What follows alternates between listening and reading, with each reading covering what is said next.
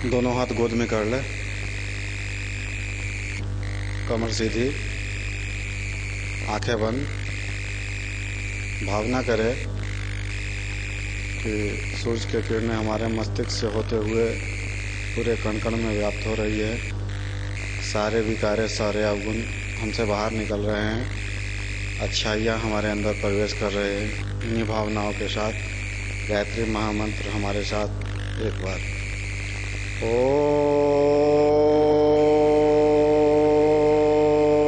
भूर्भुवः स्वः तत्सवितुर्वरेण्यं भर्गो देवस्य धीमहि धियो यो नः प्रचोदयात्। ओम गुरुर्ब्रह्मा गुरुर्विष्णु गुरुर्देव महेश्वर गुरुर्साक्षात् परब्रह्म तस्मै श्री गुरुवे नमः। अखण्डमण्डलाकारं व्याप्तमेन चराचरं तत्पदं दर्शितं येन तस्मै श्री गुरुवे नमः। तस्मै श्री गुरुवे नमः। उपस्थित हमारे भाइयों, अभी आपके बीच भाई के द्वारा बताया जा रहा था साधना, स्वाध्याय, संयम और सेवा। आखिर इसका अवलंबन लेने का क्या जरूरत हमें पड़ा? आखिर क्या वजह है कि इस माध्यम को लगातार यहाँ से बताया जाता है कि भैया साधना, स्वाध्याय और संयम, सेवा करें? इसलिए कि एक नियम है और नियम सबके लिए सामान्य है। गायत्री परिवार, गुरुदेव जब इसका स्थापना किए थे, हमारे गायत्री परिवार के संस्थापक रहे युग ऋषि वेदमूर्ति तपोनिष्ठ पंडित श्री राम शर्मा आचार्य जी। तो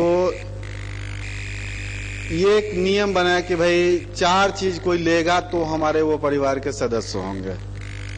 और ये लेने का बहुत बड़ा साइंटिफिक इसका रीजन है कि जैसे कहा जाता है कोई कर्म करने के लिए आपका एक भी कर्म टूटा तो वो आपका कर्म टूट गया। यदि आपके पास 4 चीज में से किसी एक चीज अधूरा रह गया तो समझ लीजिए कि आप कुछ नहीं गेन कर पाइएगा।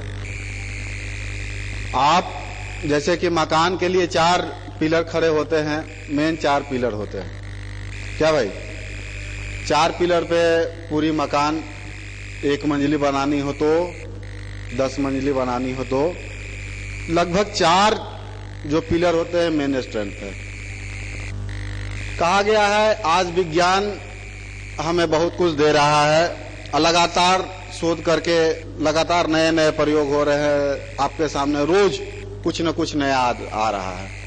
लेकिन हम विज्ञान से पूछते हैं कि क्या एक अच्छे मनुष्य का निर्माण कर सकता है?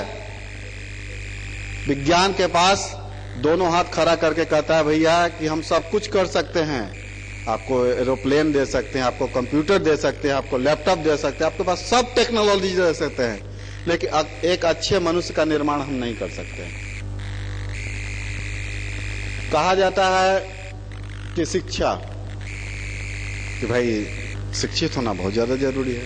लेकिन आज स्थिति को देख लीजिए, हम लोग जितने यहाँ पे बैठे हुए हैं सब इंटेलेक्चुअल बैठे हुए हैं। आज देखिए शिक्षा का क्या स्तर है जो गिर के कहां से कहां चला गया है। शिक्षा के पास आज कहा जाए जो जितना शिक्षित है, हो सकता है इसमें हमारी कुछ संशोधन करने की आवश्यकता पड़े, लेकिन कहा गया है कि जो जितना शिक्षित है वो उतना ही गलत कामों में इन्वॉल्व अपने आप को रखे हुए। आपका सामने प्रतिदिन आप देख लीजिए, न्यूज़पेपर को उठा के देख लीजिए तो फलाने आईएएस, क्या भाई कम पढ़े लिखे होते हैं? फलाने आईपीएस, फलाना वो कर रहा है इतना। तो शिक्षा के पास भी एक अच्छे मनुष्य का निर्माण करने के पास उसके पास भी टेक्निक नहीं है। फिर आता है कानून की बात।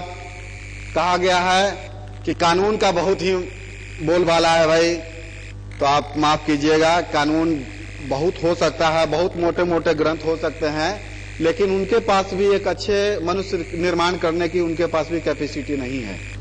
एक छोटा सा प्रयोग, कोई छोटा मोटा बदमाशी यदि करता हो तो पहले होता था गांव में एक पंच टाइप का, जो 5 आदमी आते थे, 10 आदमी आते थे और एक मीटिंग बुलाया जाता है, भाई ये फलाना आदमी गलती किया है, इनको आप दंडित करके या जो भी इनको कहना है कह दीजिए। उससे उस पर सामाजिक दबाव पड़ता था।